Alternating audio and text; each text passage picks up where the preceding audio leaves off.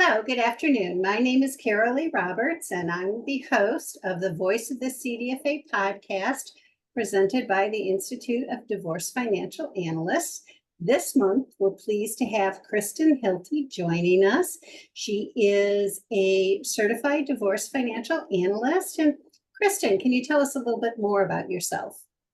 Sure. Thank you for having me. Again, it's Kristen Hilty. I'm out of Charlotte, North Carolina, and I have been in the financial planning world and wealth management for about 25 years. Um, about 7 years ago, um, part of my big story here is when I really found out about the CDFA designation and got really passionate about, wow, this is where I want to be. This is the type of work I want to do. So I started doing that about 7 years ago. And I have a 17-year-old daughter. I ended up a few years ago, about 4 years ago, becoming my own client, which I did not see coming. Um, but it certainly changed the way I work with my clients and the just that kind of level of empathy and understanding what they're going through. In other podcasts, we've discussed the fact that so many people, when they first think about divorce financial planning, kind of do oh, I don't want to deal with that. That's such a traumatic event. And I've been of the opinion for a long time that financial planners deal with lots of difficult events when they're dealing with their clients. We talk about estate planning, we talk about disability insurance, we talk about retirements, we talk about lots of life changes. So it just makes sense that in our toolbox, we also have the ability to talk about divorce and help our clients going through divorce. What would you say brings most of your clients to you? How do they find you, or how do you find your clients? Yeah, so a lot of it is face-to-face networking and with other professionals, divorce attorneys, mediators, therapists, and people like that. We do a lot of online marketing as well. It has turned into a lot of word of mouth. Unfortunately, we all know somebody or will know somebody that's going to go through a divorce. So, a lot of my former clients will send their family members and friends to me so that, it feels good that they had a good experience and they trust me to do that. When you talk about being a financial planner and all of the life transitions that you will run into, I hadn't run into that many clients that had gone through it. Um, but I did start having a lot of friends and relatives going through the process. And I thought, wow, like this is such a need for, there's really a need for this. And I didn't even know that CDFA existed. And unfortunately, a lot of people don't know that this exists and this help is out there. I was fortunate that I had a colleague out of Texas. She's another financial planner that we became friends, and she was doing the work, and she was like, "Yeah, you need to do it. This exists, and go get your certification." And so that's how I started doing it. When it really started coming up more and more around me. And don't you think that one of the things the CDFA can provide, I mean, let's for a moment put aside all the financial knowledge that you have as a CDFA, but just the fact that you're able to talk with your clients and let them know what to expect and educate them in what the likelihoods are in their divorce. So they're coming from a place of knowledge rather than a place of fear. Yeah. So what I realized pretty quickly, and a lot of people come into this work thinking, oh, this is just a niche. I can gather more assets, differentiate myself. And what I didn't realize at the beginning is how much more than financial planning this work is. And it's so much more than math. And, we have to always remember that, we're getting these people at a time in their life where they may not always be the best version of themselves. And in such an emotional life change, it's so hard to make financial decisions. Even if your client is pretty financially savvy, with all the emotion and everything going on in their life and everything that they have to worry about, it's really hard for them to have clarity. So, that having that financial expert to give them clarity for when they're making their decisions and making sure they're not making decisions from a place of emotion and that they really know how their financial future is going to look. I don't think I've actually talked about this on one of our other podcasts, but I have never been through divorce, but both my brother and my sister have. And I remember at the time of my brother's divorce, he hit the point where it was just like, I want this over. I don't care what it takes. I just want it over. And he got what he wanted and then spent probably the next 7 to 10 years digging out of the financial hole from I just want it over instead of paying attention Yeah. to what's going on. Yeah, it's really I've seen that. I've seen that as well with people where it's so exhausting that you get to the point sometimes where you just want to throw in the towel and say, I just want to move on. Like I just want this done. I will do whatever, I will sign whatever you want. Like let's just get this done. And that's a scary thing to do because like you said, then you spend the next few years saying, uh-oh, what did I do? I did not see this giant tax consequence coming. I did not realize you know, I took a house that I can't afford to live in. Those kind of things start hitting and you've got to really dig yourself out. So, what one piece of advice would you give to a new CDFA? Something you wish you knew when you got started that you learned the hard way?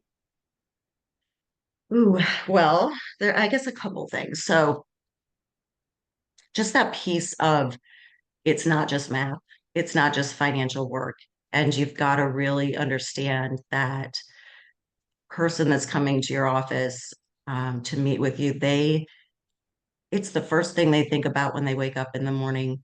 They're distracted by it all day. They wake up at 3 a.m. worried about it.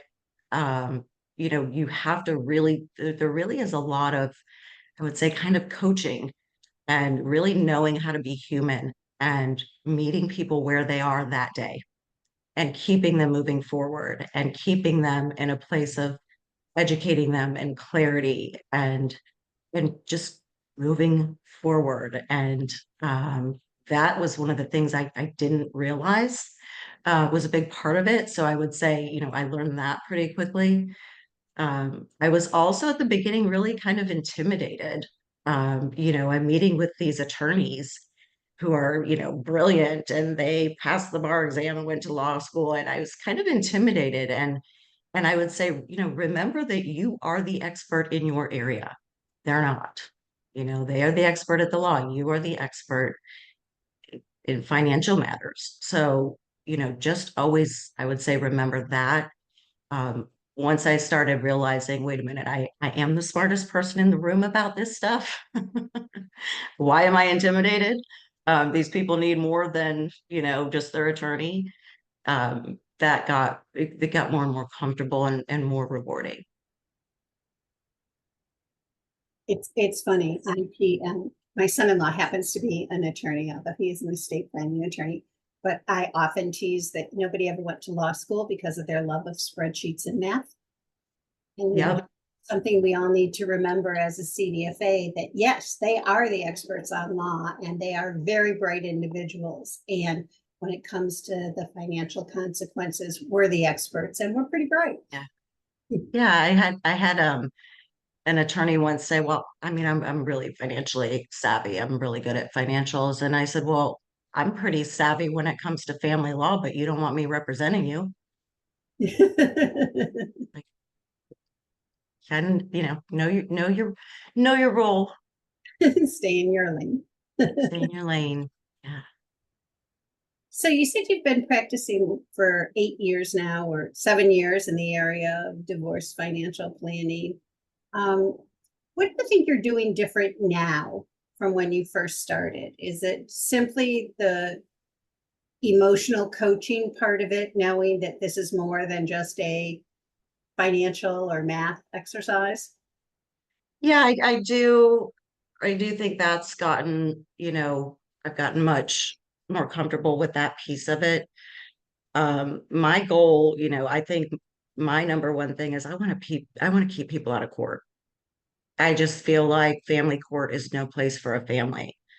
And so even if I'm a financial advocate and it is a litigated case, I want to do everything I can to help that person make decisions to keep them out of that final place where they have to go in front of a judge. And so that's the first thing I keep in mind now. It used to be, okay, I've got to have these reports and I've got to show them this and make sure they understand that. And now it's like, at the end of the day, it's all about I want to make sure my client knows they're going to be okay.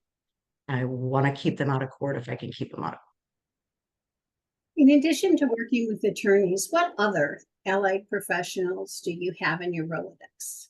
To use a very antiquated term. Yeah, so also a lot of mediators. So sometimes, I work as a financial neutral. So I'm not just an advocate for one spouse. I'm a complete financial neutral. I'm not giving specific advice.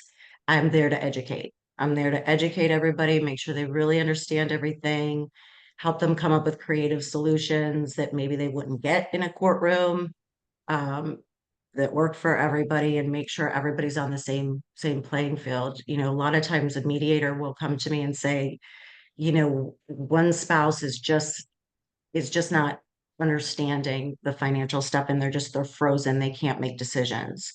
And so I'll work with, them to get them up to speed and to get them more comfortable and more confident about what's going on. And, there are lots of marriages where, everybody has their role in their marriage, and there are people that haven't paid the electric bill in 20 years. They don't know. They don't know what they have. They don't understand the consequences of one asset versus another. And so really being that educator as a financial neutral. So with mediated, I do that in a mediated setting.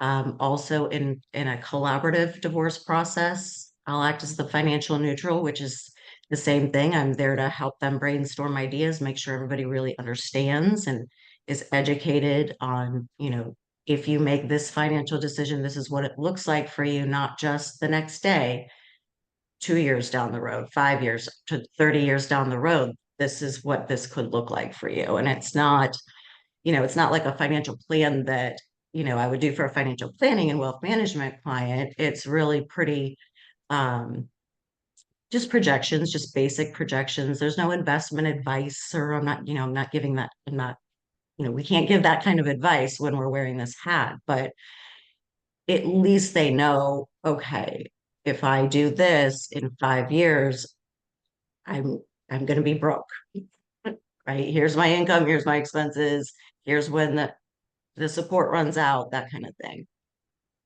So neutral work is a lot of fun. I think it's pretty rewarding because it is, those people are settlement minded. They don't want to go to court. So I like that. I like that role a lot. Thank you, Kristen, for joining us. I really appreciated you sharing your insights and the way you practice divorce financial planning. I invite all of our listeners to tune in to the Voice of the CDFA podcast on the second Tuesday of each month at 1 o'clock Eastern Time, or you can always find us on YouTube. Thank you. Thank you for having me.